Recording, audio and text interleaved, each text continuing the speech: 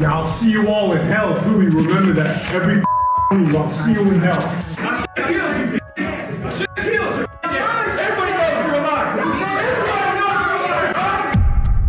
September 29th, 2014, Caius Viovis, a 34-year-old Hells Angels member and self-proclaimed Satanist, was found guilty of kidnapping and dismembering 3 men in Pittsfield, Massachusetts. He received 3 consecutive life sentences, but his reaction shocked the entire court. Here are the 10 most dangerous Hells Angels reacting to life sentences.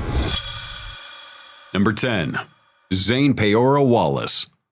In 2019, Zane, a Hells Angels prospect, was sentenced to life in prison with a minimum non-parole period of 15.5 years for the murder of his ex-lover Wilson, a 30-year-old mother of 2. According to multiple eyewitness reports, he had repeatedly beaten her in the months leading up to her death. However, a common question that came up in the case was, how did she not know that she was getting into a relationship with the devil? Well, the two had a brief relationship when they were teenagers, but it didn't last long. They eventually went their separate ways, but about 9 months before her death, they decided to continue with that relationship. Except Wallace was not the same man she once knew. Wilson was often seen with injuries, and people even testified that they had seen her getting beaten up by Wallace at a Hells Angels club. Wallace was known to threaten her in the most vile ways you can imagine. Many times he was heard telling her that he'd slit her throat and splatter her brains on the pavement. July 31st, 2019, the empty threats became a reality when Wallace beat her up so badly that she had several teeth missing, scars, and broken ribs. Wilson's lifeless body was eventually discovered by Stephen Wallace Zane, Wallace's father, after he received a call from his son asking for help. He then called his daughter and wife, and together they dumped her at the emergency ward of the hospital with no help at all. She was later found by the medical team, but her case had become so critical that the hospital couldn't treat her. At that point, they were forced to transfer her to another hospital, but all their efforts were futile. August 2nd, 2019, Wilson died at Wellington Hospital. In turn, Wallace was arrested and his trial began 2 years later. However, because of some issues relating to medical evidence, his trial was postponed to 2022. Though before it was postponed, Wallace pleaded not guilty to the murder charge against him, but eventually entered a guilty plea back in June 2022.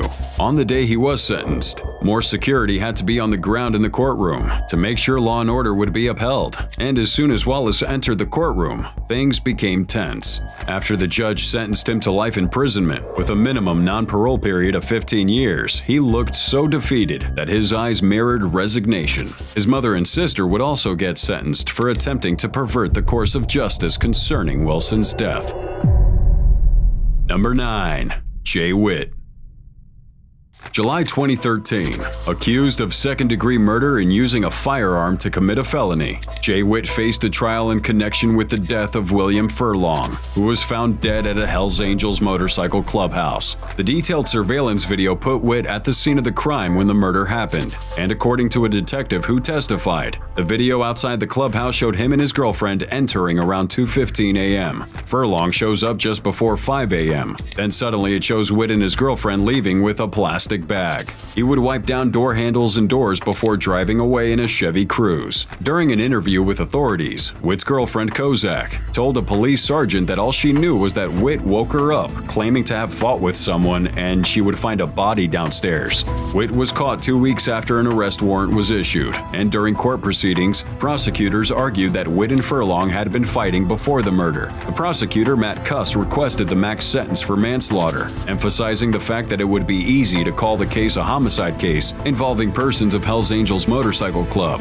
but that just downgrades the humanity of Mr. Furlong. Things would take a wild turn when Sergeant Jenkins at Omaha Police Department testified that Furlong's lifeless body was found between a couch and a bar at the clubhouse. An unnamed woman who was also present on the night of the murder claimed Witt killed Furlong after an argument and forced her to help remove the evidence from the scene. July 14, 2013, at the sentencing, Cuss revealed that Witt tried to make it look like it was a break-in by a rival club. This is all speculation, and the only person who could provide further information on the case remains to be Witt. However, he refused to cooperate with authorities. He eventually pleaded no contest to all 3 charges related to the killing of William Furlong and was to serve a mandatory 22.5 years in prison, having been found guilty of charges that included manslaughter, use of a deadly weapon, and possession of a deadly weapon.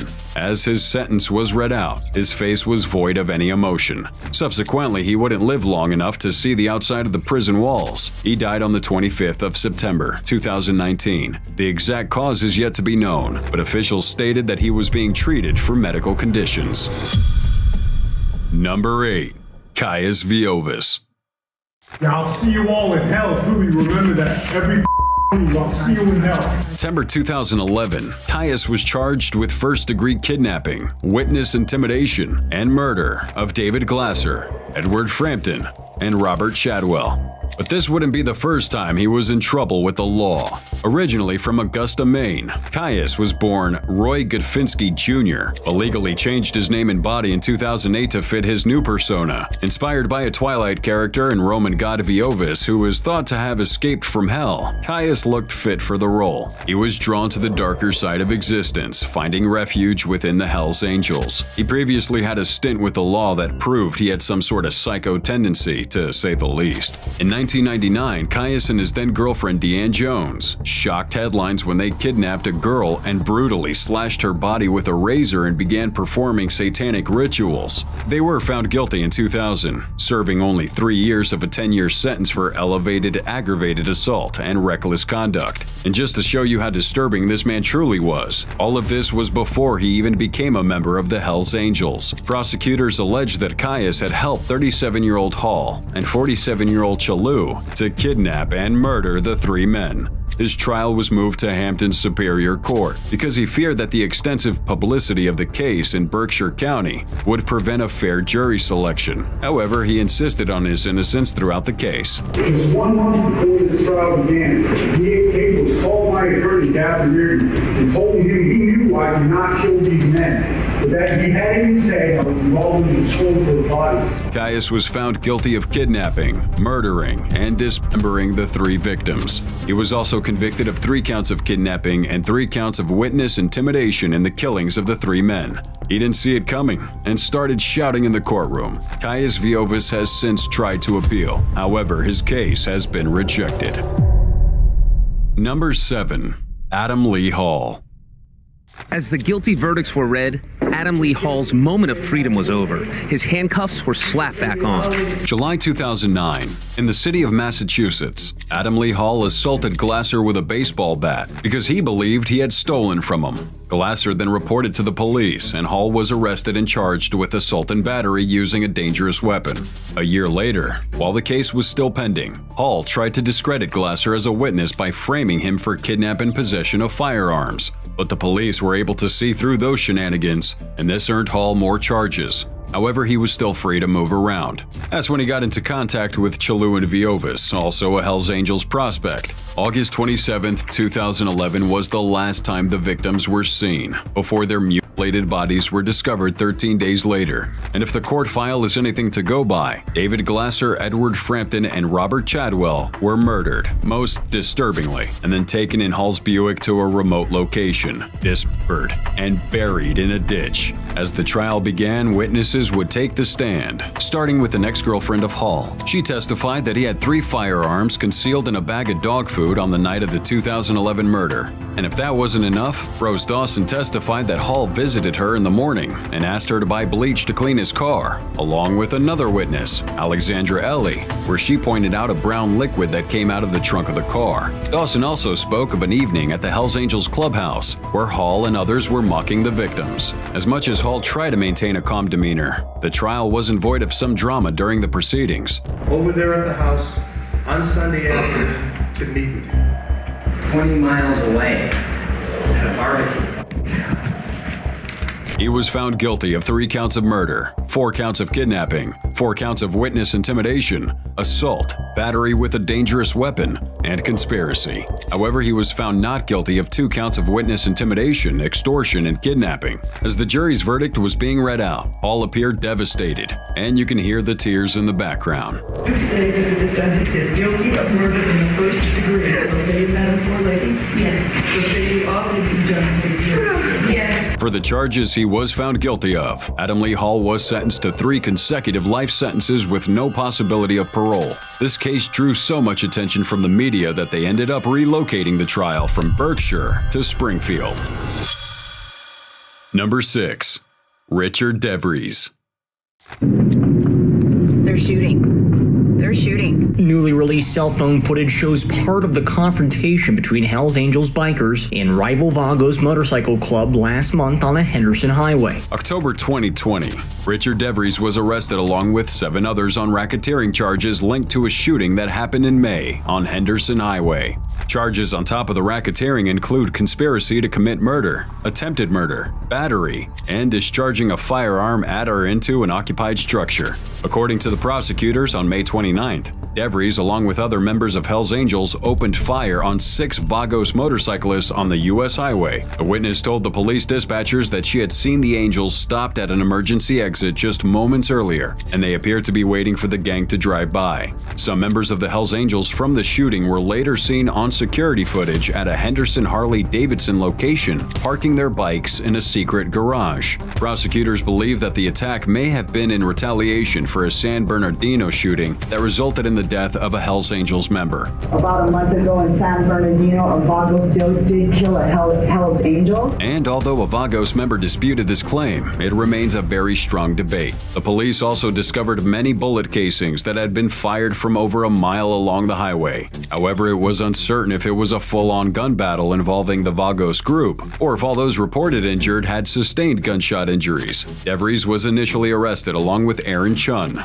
Cameron Trike, and Russell Smith, who prosecutors have identified as prospects. According to the prosecutors, the Las Vegas Hells Angels chapter had been operating as a criminal syndicate for over 3 years, and DeVries was directly involved in financing the organization. As the proceedings were going on, the judge ordered DeVries to be taken into custody, setting his bail at $250,000. And like most other members of Hells Angels, DeVries showed no emotion, and even looked quite cooperative. We haven't heard news of him posting bail, which means he's still being held by the authorities.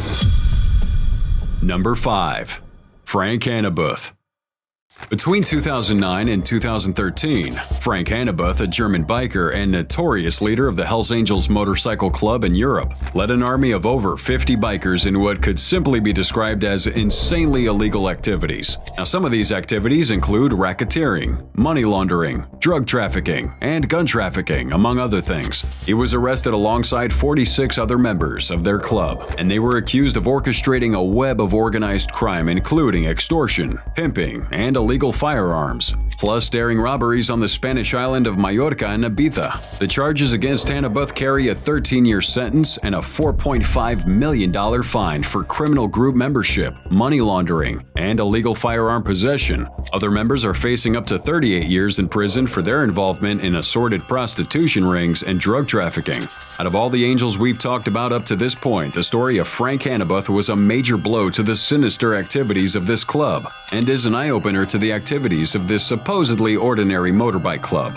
Before the trial was completed, Hannebuth exercised his right to make a final statement, and if you've been following us so far, then you might have a clue about what he said. Like any other Hells Angels member, he declared that the Angels are not a criminal organization, emphasizing that each member has equal membership. He denied the existence of a president at any level at all, and while many defendants opt for plea deals and fines, Hannebuth refused any form of a plea deal. He kept a stern face throughout the trial, and even when the judge sentenced him to 13 years, he looked unfazed.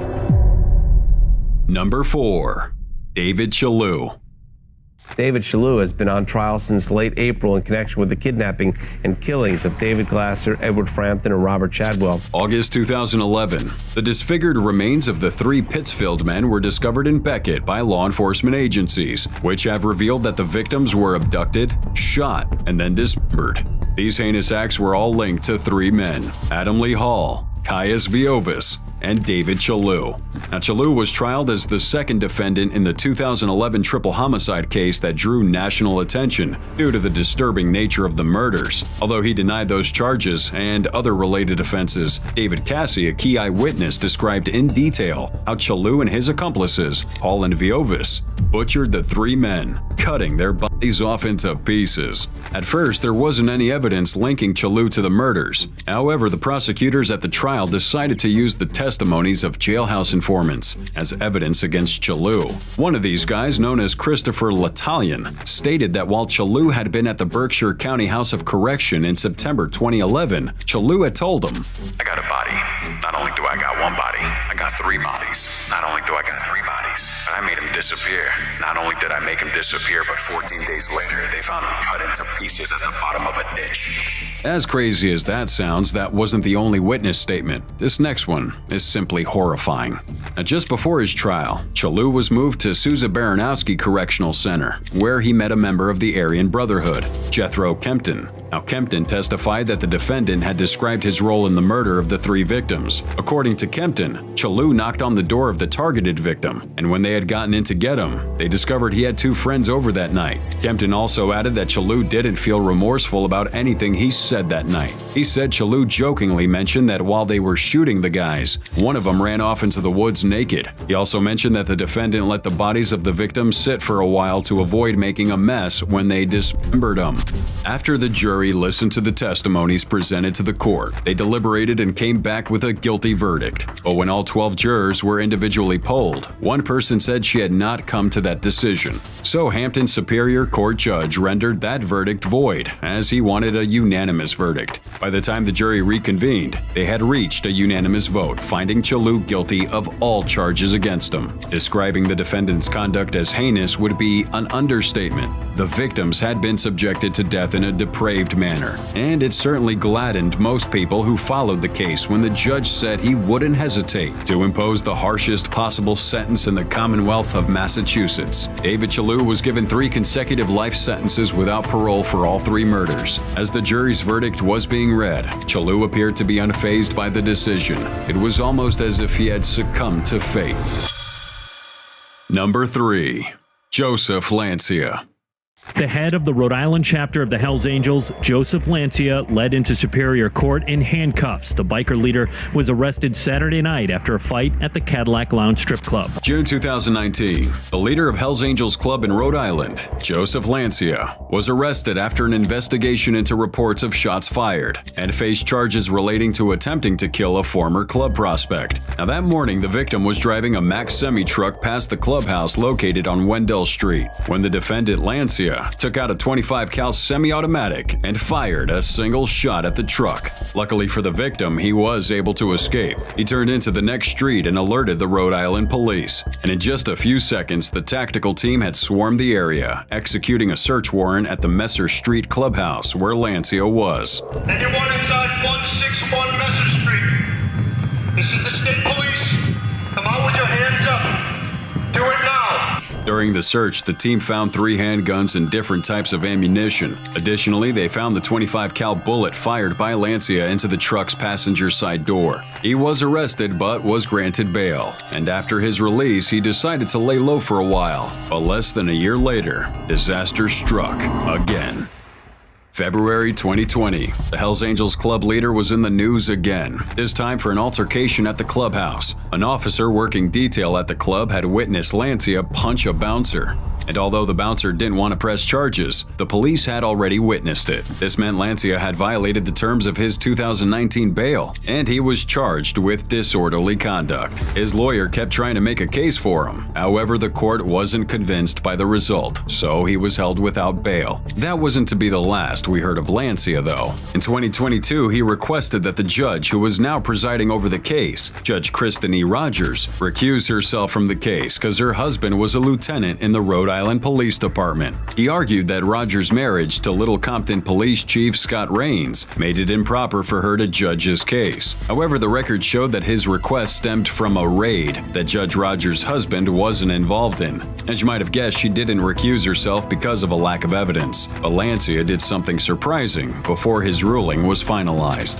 He pleaded no contest to the charges, and in the plea deal he received a 15-year sentence at the Adult Correctional Institute, 5 years to be served, and 10 years probation. He was also given 3 years in prison for the assault charge, with 1 year to be served concurrently with the previous sentence. Additionally, the judge imposed a no-contact order between Lancia and the victim Richard, securing his protection for 8 years. The judge also made him pay $3,650 in restitution during the sentencing. Lancia declined to address the court and kept a very straight-faced, almost void of any emotion. Is there anything that you would like to say, sir? Nothing. Number 2. Jeremy Christian. We don't want you here. All your race baiting bull. You ain't gonna be mayor either. You ain't gonna be mayor either. May 26, 2017. A day Portland natives won't forget in a hurry. 3 people were brutally stabbed on a MAX train by Jeremy Christian after he was confronted for shouting racist and anti-Muslim slurs at 2 black girls. 2 of the victims, Rick John and Taliesin Murden, lost their lives, while the third, Micah Fletcher, survived with serious wounds. Christian was arrested and indicted soon after the attack on charges of murder and attempted murder, among other crimes. According to eyewitness reports, it all started around 4:30 p.m. Christian began assaulting the girls, racially claiming he was a taxpayer and that colored people were ruining the city.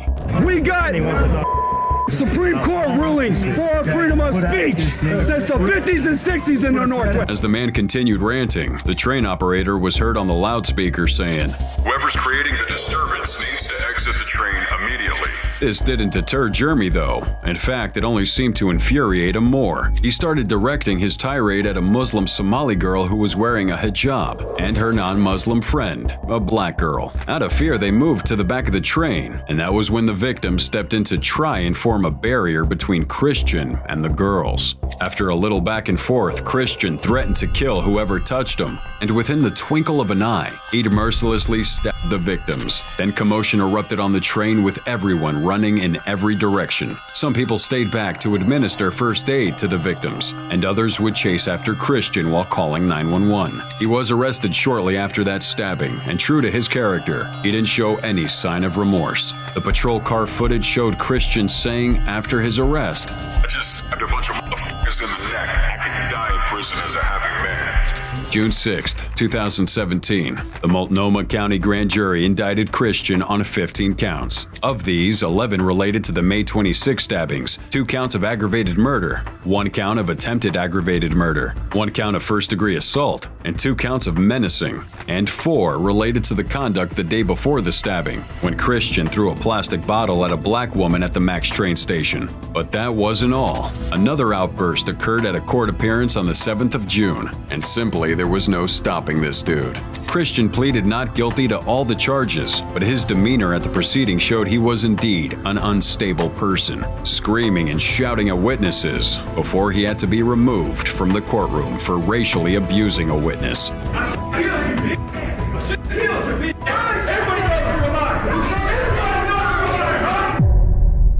And number 1, Rod Sweeney.